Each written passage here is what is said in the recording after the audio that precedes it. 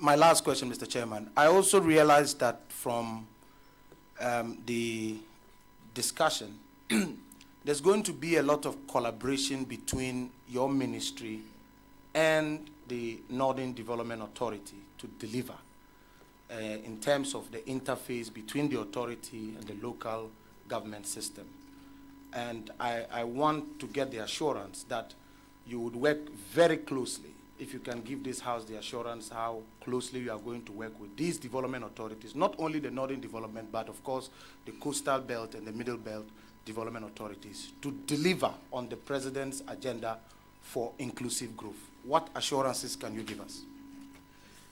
Chairman, before the nominee, but because he's my younger brother and he's now getting familiar with our rules, we could let this pass. But his question is contemplating bills that are to come before. Honorable Ranking Member, please, are you seeking to assume my role? Yes. If there's any objection, please draw my attention. Please proceed.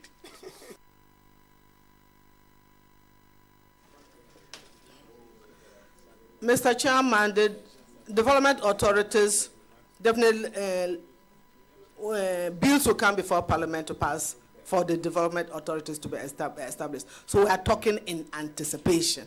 When the development authorities are established, definitely local government and rural development will work with these authorities to ensure the promotion of rural development. In fact, though my training is a lawyer, I've been more in the field of planning and rural development. And this is an area that I will want to push. And our president, his vision is on transforming the country, transforming both urban and rural development aspects. So I will collaborate with this institution, but I will also collaborate with Ministry of Agriculture, so that we will mobilize our district and traditional authorities to promote agricultural development, to promote productions in these areas. We should be concerned about the livelihood of our rural communities, and we should go into areas that will promote their livelihood. We should not just be thinking about services. Services are important, but I will collaborate with them seriously in collaboration with the Ministry of Agriculture to look into these areas.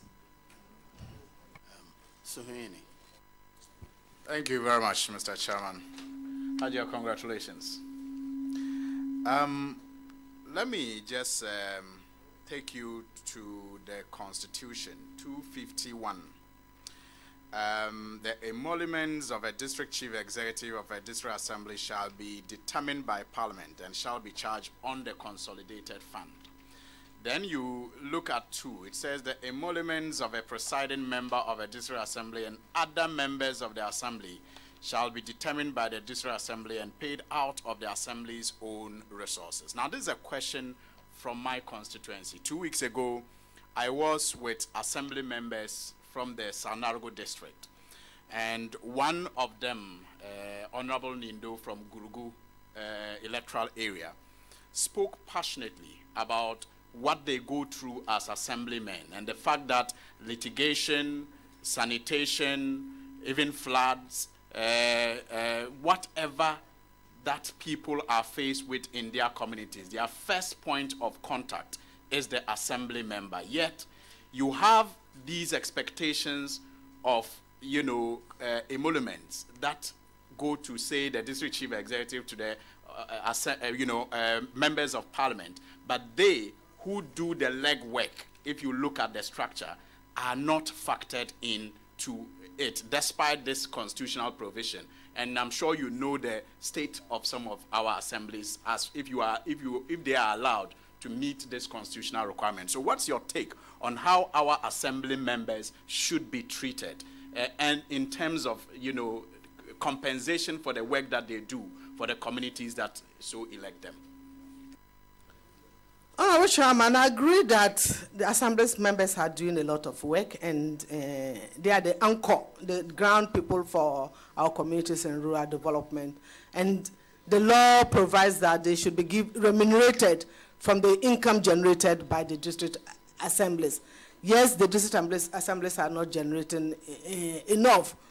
We should find ways of supporting the district assembly to generate resources to see how they can improve on the remuneration that's given to district assembly members and the presiding member. I'm worried about the impact on our national financial portfolio if they were all to come into the wage bill at the national central level. You know, the numbers are big. And I'm sure the Minister of Finance, if we even propose anything like that, then the Minister of Finance will be very worried about that.